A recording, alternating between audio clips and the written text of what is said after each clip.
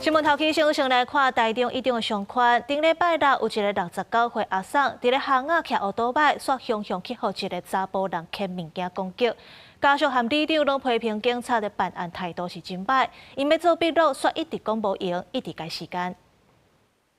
监视器翕到一个烫白体的查甫人伫路边捡人无爱的罐头，凶攻击骑机车经过的69岁阿婆。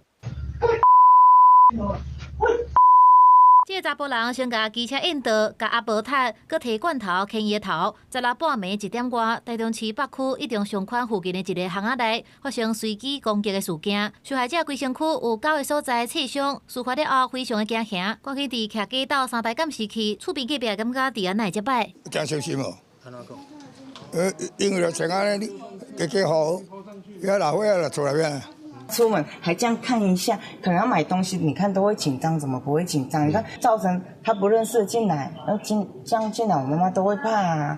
家属表示，代志发生的迄天透早3点到派出所报案，警方讲足无用，干约下暗10点才做笔录，无马上派人来了解状况。了后上班的警员佮讲代志足济，要另讲节约。家属感觉警方态度真凊彩，里长也批评事发附近一中商圈警员到大约未水平，侦办的进度实在真含糊。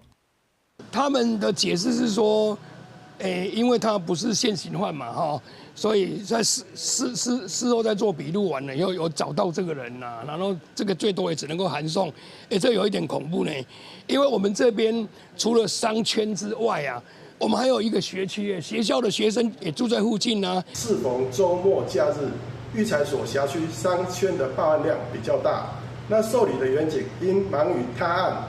而与被害人变更约定时间，但以事前调阅监视器追查及找到涉案人，未充分向被害人说明。